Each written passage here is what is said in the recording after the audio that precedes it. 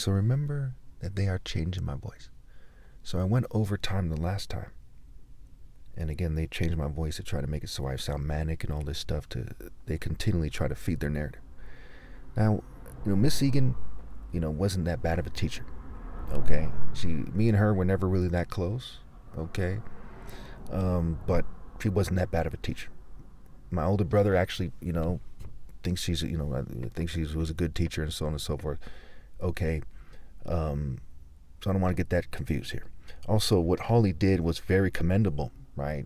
She was like a white person who was probably, I think she tried prodding and like it came out and it was one of those rumors when she was younger.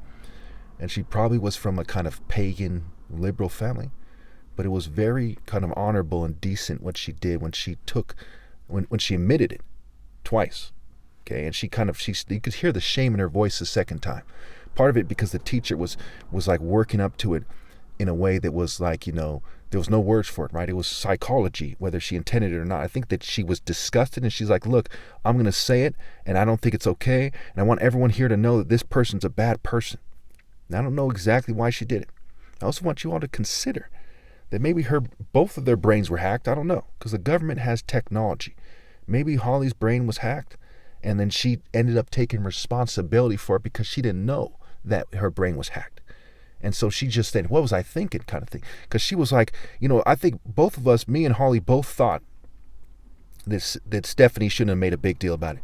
Like, in a sense, she was like out for blood. She's like, oh my gosh, she didn't make it a big deal. Like, he grabbed my butt, like Mika just grabbed my butt or something, right? And her butt, was a little white girl butt. Like, I remember it slightly. It was just little white girl. She was skinny, right? So smaller than the average white girl butt, okay? So it wasn't like a sexual experience. It was like, fucking, this is a weird little butt. You see what I'm saying? And, and again, to me, even back then, I had a crush on the teacher when I was in kindergarten, K1. Okay, so I'm like, I like, certain types of women. I mean, that's one of the differences between Sarah and Stephanie is Sarah's more developed body, but I wasn't sexual. I liked something about her. Okay, she kind of had short hair. Stephanie had the long hair. They're both blonde with, I think Stephanie might have had blue-green eyes or something. Sarah had blue eyes, right? Those eyes that change color or something. I don't know. Okay, so there's that. Okay, now think about all the embarrassment. Think about all the conflict. Think about all the spankings. Think about my dad used to spank me for getting bad grades, all the bad grades. Okay, society was already telling me, look, we structure the system so you, the smartest person, the most wise, which is the highest form of intelligence, right? Life intelligence. If someone says, hey, they shunned Jesus. Well, that was stupid, but they get all A's. I don't give a fuck if the bitch gets all A's. She shunned Jesus. She's a dumb bitch, right? So life intelligence is the bell that rings the loudest. The loudest. When your dad says, what were you thinking? Can you say, well, I get good grades? No, because the bell that rings the loudest is life intelligence.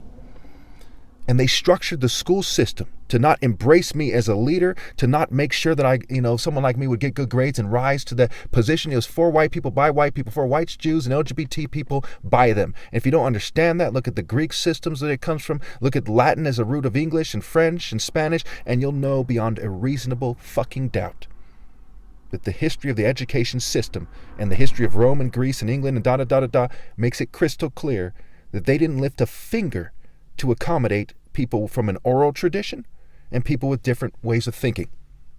And that's part of the psychological operation, is to create a certain mood, sentiment, thinking, behavior, and way of doing things that makes it seem like they're superior, right? That is calculated, deliberate, scientific racism that's designed to trash certain types of people, those from those groups of people who think more like their oppressor, okay, who are square. That's why they behave a certain way, they think a certain way, because that way of thinking helps them out, helps them get good grades. You can be the top martial artist ever possible and get D's and F's, and you could be a dumb fuck who's white as you can imagine and get all A's. That's how the school system's structured. Has to do with tempo, has to do with speed, has to do with curriculum, has to do with teaching style, has to do with cultural norms, atmosphere, culture, mood, behavior, sentiments. Has to do with content versus discontent. Has to do with physical activity and the structure of recess and so on and so forth. It all comes together a certain way. And if you research it enough, like I have, and you think about it enough, you have no doubt in your mind. You have no doubt in your mind. Look it up on the internet for yourself. There's people who made videos who said that the globalists, trash, and whoever else made the system They have various theories about why, but they all seem to agree that the system was made faulty on purpose for a very malevolent reason, a very devious and diabolical reason. So that needs to be understood, okay? So rule number 1, I don't give a fuck I grabbed that white girl's ass. I don't give a fuck if I grabbed her tits too, okay? If fucking we're like friends and, we're young, okay, we should work that out. Okay, now, hold on a second here. There's a difference between being a punk rock asshole and grabbing her ass. See, fucking, I don't give a fuck, I grabbed the bitch ass. Okay? So I didn't grab her tits, I didn't grab her ass. So you put my hand on her ass. Okay? And if I had, because I'm such a good person, her response should be, what the hell did you do that for? Not fuck you, I'm going to crucify you. You see what I'm saying? Because you have to make that distinction. Not the way the court system does. Well, he's a white guy. He must be from a quote-unquote upstanding family. No, you have to make this guy's a fucking son of a saint, and he's a great guy. Why the fuck would he do that? And that's part of why the Bible says anyone who leaves the upright along a wrong path will fall into their own trap. The blameless are on the wrong path. They'll fall into their own trap. But the blameless, the upright, will receive a good inheritance. It's one of the Proverbs, and Proverbs is a book in the Bible, in a Judeo-Christian culture, that's there to understand the other books in the Bible. Read Proverbs 1, verses 1 through 7. The epilogue, the prologue, whatever. It says that that's the purpose of Proverbs. Show me one other book in the Bible that says that's the purpose. So you can't just shrug it off.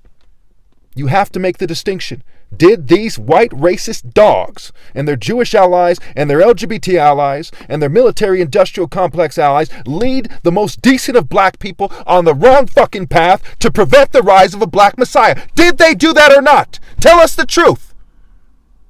And are you wrong for dating them and assimilating to their culture? The difference between a white woman and a white B-word is whether you assimilate to the oppressor's culture and whether you shun Jesus or not, whether you backstabbed him or not.